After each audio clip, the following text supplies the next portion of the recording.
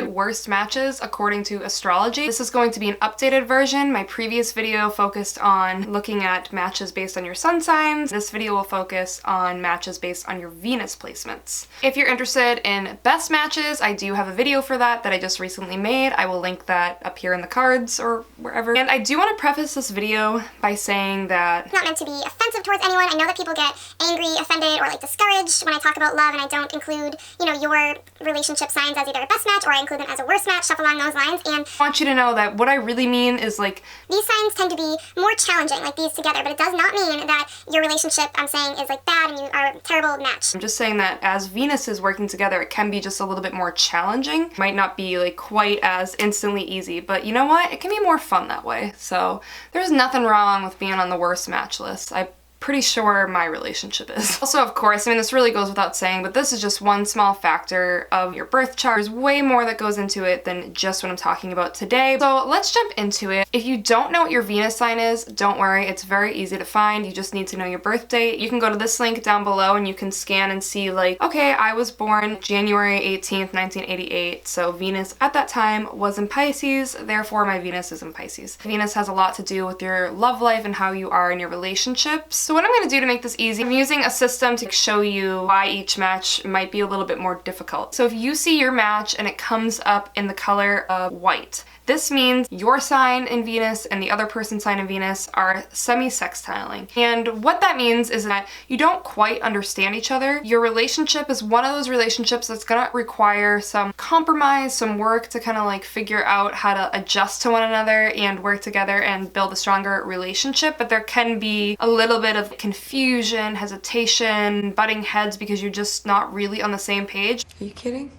No. But it's not going to be quite as intense as some of the ones we're about to speak about. If you see your match and it is in the color of red, that means that your signs are inconjunct. Because there's like a lack of the two signs working together. Instead of coming together and like uniting as one, they kind of work against each other a little bit and have a hard time working together. So if your match is an inconjunct one, there is an attraction. Like you guys are attracted to one another. You might feel a pull towards one another, but for some reason, it can just be a hard relationship. Like it's one of those where you're very drawn to one another, but you really have to like work through a lot in order for the relationship to survive and do well and flourish. But if you make like necessary compromises and you kind of figure each other out and really like put effort into like working things out and both of you being understanding of one another, definitely has the potential. It's just one of those, it's going to just be a little bit more challenging and not quite as easygoing as a relationship where there's a triangle. If you see your match and it is in the color of black, your signs are in a square. I know square, if you know anything about aspects in astrology, can be a bit scary, but all it really means is that there is a roadblock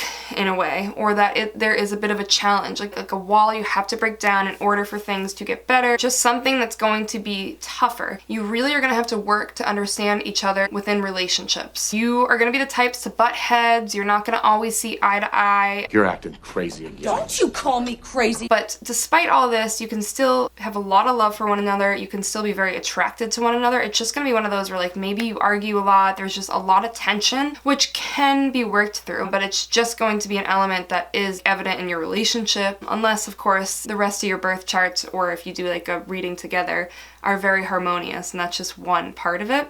But anyways, let's go on to the matches. You will see the color coding system, basically just changing the font color. So if your Venus is in Aries, these are the matches that might be a little bit more challenging for you.